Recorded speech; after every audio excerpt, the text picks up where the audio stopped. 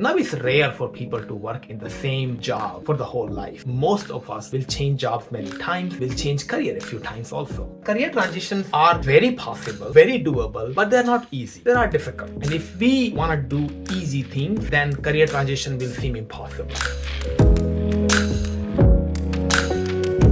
Hello there, this is Yogi. I help people realize their dream life by helping them develop trust in themselves, helping them have difficult, uncomfortable conversations, and helping them keep focus on what really matters to people. Today, we're going to talk about career transitions. Career transitions is a topic that comes up often in my coaching because many times people get into careers for various reasons and they are not really bought into what they really want to do. And career transition is one way to find something that you really want to do in the long run. I have done the career transitions myself a couple of times. I'm a coach, but before this, I was a software engineer. Before that, I was a postdoc and a university professor. Before that, I was a mathematician and a theoretical computer scientist. And every transition has taught me a lot, and I've worked with many people through their transition. So today I want to share some tips, some ideas which might be helpful for your career transition. Before we get deep into the topic, one thing to realize is that career transitions are a lot more important in today's world than they used to be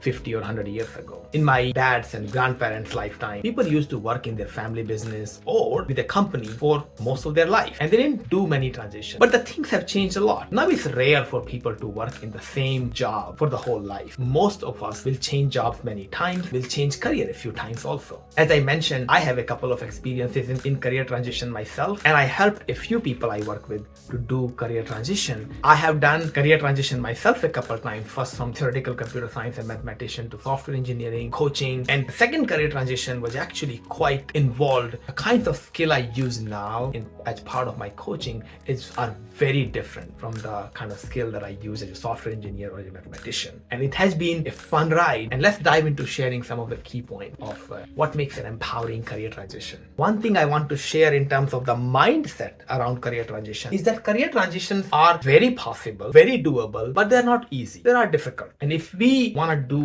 easy things, then career transition will seem impossible. So they're possible, but they're not easy. They take effort, they take dedication, they take long-term commitment to your growth and happiness. In this video, I am going to share 3 key points that will be beneficial if you are considering a career transition. The first point is think about long-term goals. What do you really want in the long run? It's not about a position or a title, but what are your values? What are you after? What makes you happy? And of course, you might not know any of those things, but there is a commitment to knowing. You want to have a commitment to figuring all this stuff out. And just because you figure out what you want in the long run doesn't mean your next career or next job has to give you that. It just gives you a directionality to where your career is going, where your career transitions are leading you to. When I was interviewing at a large ride-sharing company in Bay Area back in 2017, one thing, when I was talking to their CTO during the final phases of negotiation, he shared a framework for why I should or should not join a company or a job. And what he told me was the job itself is not that important, but if job helps you get where you want to go in 5, 10, 15 years, that's when you want to join that job. And that has really stuck with me.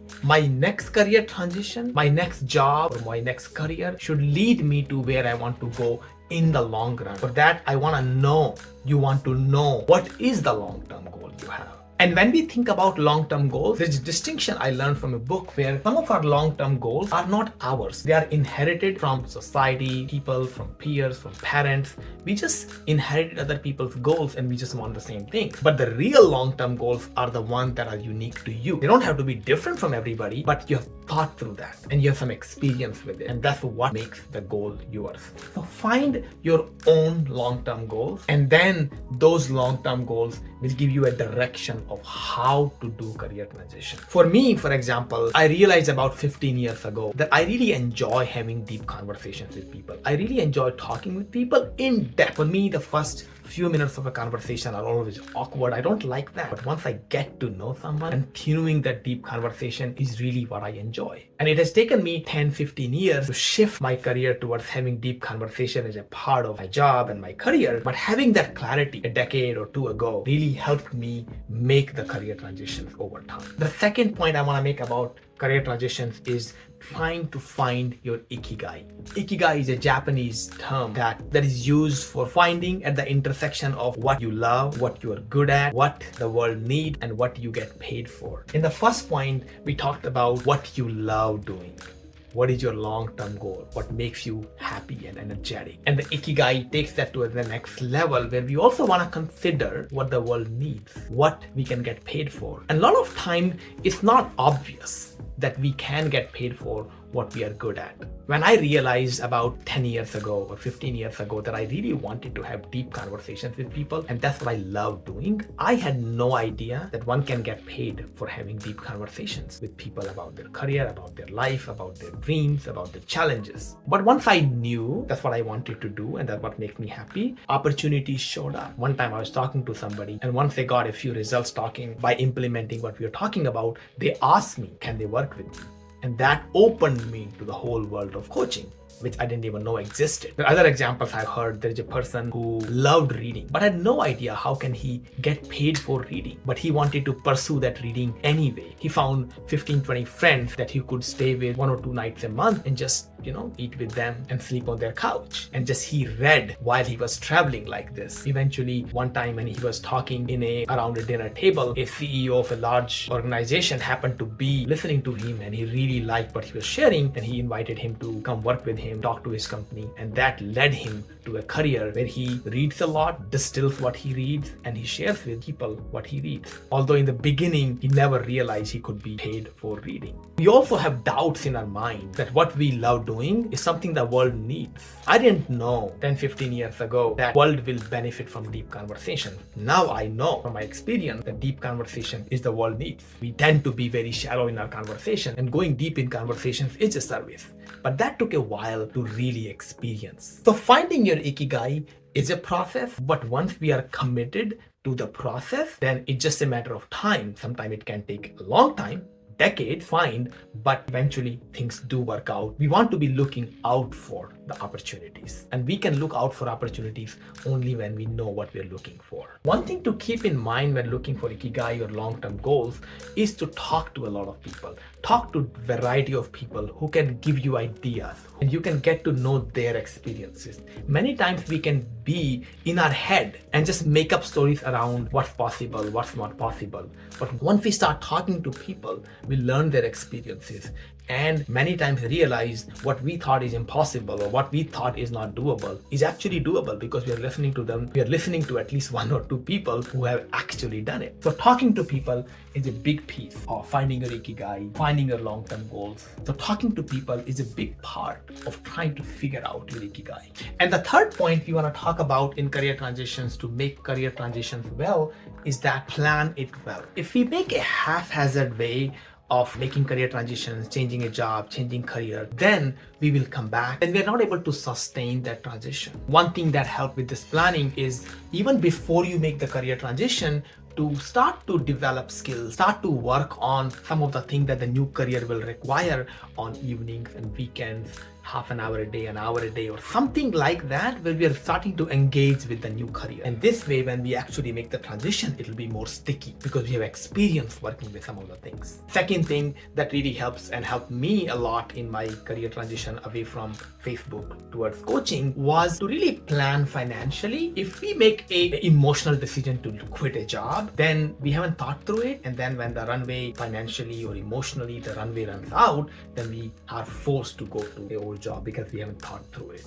It took me more than 2-3 years to plan my exit well and save properly, think about the reasons I'm leaving. And then when I hit that difficult time after I left the job, I was able to stick with the decision because I've thought about it. And the third way of planning it well is emotional planning. When you make the decision to change, there are reasons you have those. You have emotionally, you are connecting with some reasons, you are making the change. But after you make the change, there's always some sort of a buyer's regret or some sort of a regret you will feel. Oh, the old career was not that bad. It happened with me. When I left Facebook, it was after 3 years of thinking. But the decision to leave a job that paid me over $1 million, that decision kept haunting me though. I had never had panic attacks in my life, but shortly after leaving Facebook and deciding not to join the large ride-sharing company, I was waking up in the middle of the night with sweats on my body and freaked out state. And this is after careful planning I was doing it. And the only thing that stopped me from going back to the job was the reasons I had written down somewhere, and I was just going back and looking back at them, why I left, why I want to do what I want to do differently. This technique is what I call memoization. Memoization is a computer science term used in dynamic programming. Once you compute a value, a function on some inputs, next time you need to compute that again, you don't want to compute it again. You just want to store the first time around and then look it up. And this is what we want to do. Once we really want to figure out why you want to leave the job, have a new career, and once we figure it out, write it down, and next time, don't go into the whole thinking again. We just want to use that thinking, read the index card or a post-it note, and just be done with it. Because when we are in a panic state, our mind is not working. Our cognitive mind is not working. So we want to use the previous thinking in the past we have done and just cash in and use that thinking and just remind ourselves of the reasons we are doing what we are doing. So those are the 3 main steps I find very helpful in making successful career transition. These are very high level, and if you want to talk more in detail, I'm happy to have a conversation. But the high level, really think about long term, what you really want to do in the long run, and then find your ikigai, what makes you come alive, what you love doing, what you are good at, what the society needs, what you can get paid for.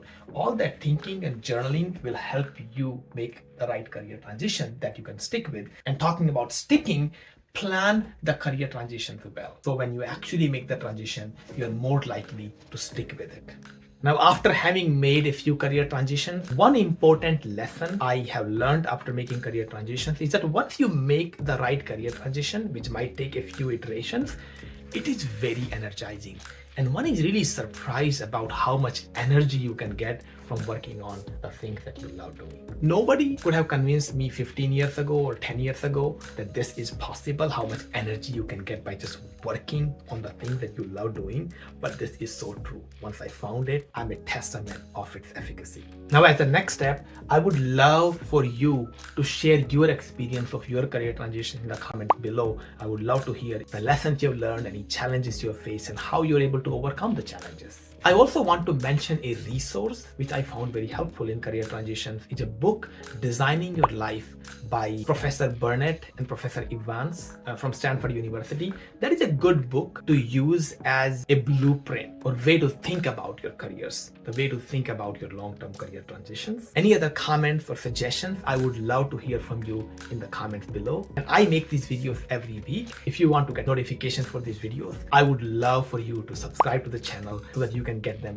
when they come out. So that is all for now on career transitions. Until next week, goodbye.